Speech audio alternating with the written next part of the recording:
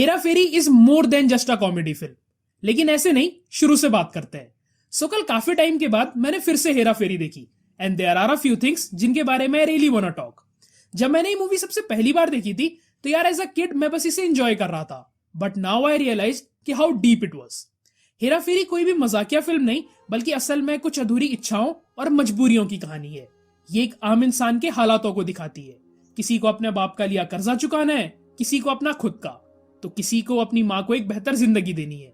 बहुत कोशिश की पर किस्मत हर तरफ से ले रही है, और बड़ी जल्दी ये समझ आ गया कि या तो बहुत अमीर या बहुत बेवकूफ होते हैं वो लोग जो कहते हैं कि पैसों से कुछ नहीं होता, क्योंकि सच्चाई यही है कि हालात तो पैसों से ही बदलेंगे। फिर एक दिन किस्मत मौका देती है।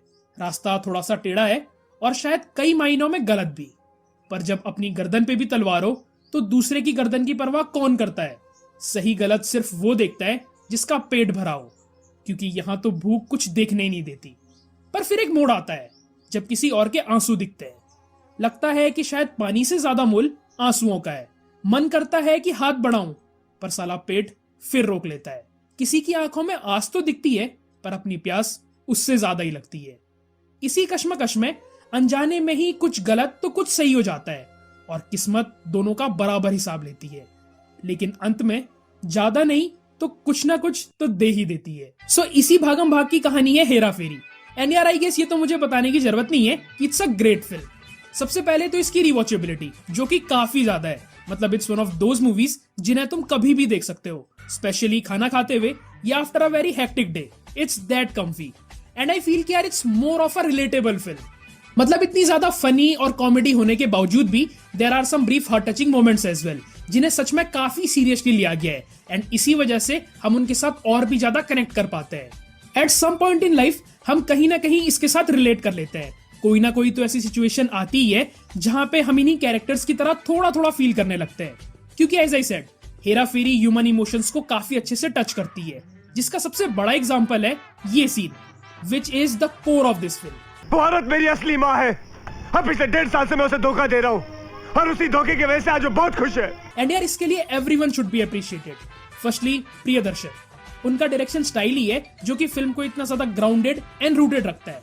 क्योंकि एक तो इसका set design which is so damn organic, मतलब हाँ this can be someone's house, it's that believable. And उसके ऊपर से द वे प्रियंसर picturised it, very very real. उनके डायरेक्शन स्टाइल की एक बहुत बड़ी खूबी ये भी है कि वो स्क्रीन को कभी भी खाली नहीं रखते। Means there is always some back and forth going on in the background और फोरग्राउंड, जिसकी वजह से होता ये है कि हमें ऐसा लगता है कि we are actually there in the location, because that's what happens in real life. Then the writing of late Neeraj Vora, so good. The reason कि उनके डायलॉग्स इतने ज्यादा फनी लगते हैं इज बिकॉज कि वो कभी भी उन्हें इस तरीके से ट्रीट ही नहीं करते। इट्स नॉट लाइक कि he is forcing himself to write comedy. Hero dialogues जो कि एक इंसान एक्चुअली बोलता है, एक सिचुएशन में कोई भी व्यक्ति कैसे रिएक्ट करता है। एंड यार यही सटल डायलॉग्स और वन लाइनर्स ही हैं जो कि इतने फनी लगते हैं, क्योंकि दे आर नॉट फैंसी और typical jokes to extract some laughter. मतलब तुम खुद ही किसी भी मीम टेम्पलेट को उठा के देखो, क्या ये सब हम लोग अपनी रियल लाइफ में नहीं बोलते? तो हाँ, they are very real, very believable, and इसी वजह से वहां पे ज्यादा हंसी आती है। सो कॉमेडी का असली मजा तभी है जब वो फोर्सफुल ना हो।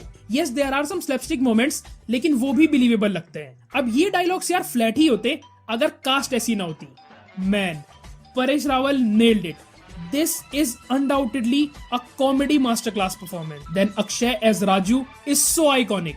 मतलब ये चीज तो मैंने पहले भी कही है कि अक्षय की कॉमिक टाइमिंग को मैच करना it's just unbeatable. Then Sunil Shetty was also good. उनकी उतनी बात नहीं की जाती, लेकिन आई थिंक कि he did present a very convincing performance. फिर जो बाकी साइड कैरेक्टर्स भी थे यार, दे आर मेमोरेबल, जिसका एक बहुत बड़ा एग्जांपल है दिस डूड। ऐसा कोई दूसरा रापचिक माल है क्या? What nonsense! आप मुझे समझ क्या रहे हैं? दलाल यार दिस इज सो मी। और मीम्स तो भाई साहब मुझे कहने की जरूरत ही नहीं है। Every scene has a lot to offer. मतलब हर एक शॉट में, हर एक फ्रेम में कोई ना कोई मीम टेम्पलेट तो मिल ही जाता है। फिर इस मूवी में हमें बहुत सी चीजें देखने को मिलती है, जैसे the Scorpio add,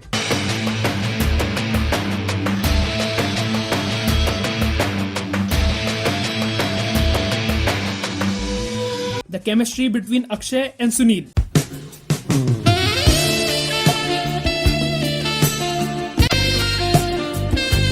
Oh, yes, Daddy. When I see two people fighting. आप बीच में मत आइए, इन्हें मारपीट करके सब कुछ सुलझाने दीजिए, आप बीच में क्यों जाते हैं?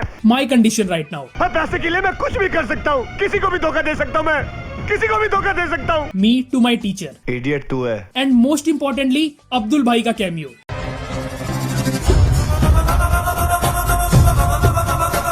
बाकी के मीम्स तुम लोग कमेंट्स में बनाओ। अब यार यहाँ पे मैं एक अनपॉपुलर ओपिनियन देना चाहता हूँ, जिसके लिए आई नो कि मुझे बहुत गाली पड़ने वाली है, बट स्टिल तो आई फील कि यार हेरा फेरी को जो कल्ट स्टेटस अभी मिल गया है, ये फिल्म उसे डिजर्व तो करती है, बट आई फील कि it's not the funniest film ever made in Bollywood. मतलब जितना ज्यादा इससे हाइप किया जाता है, फिल्म उतनी ज्यादा फनी भी नहीं है। I still feel that Bhool Bhulaiyaa in my opinion is a much more funny and a much more superior film in comparison to Hera Pheri. Idiot तू है। अब अगर तुम लोग गालियां देना चाहते हो देन गो ऑन। सो हाँ यार, that's all I wanted to add.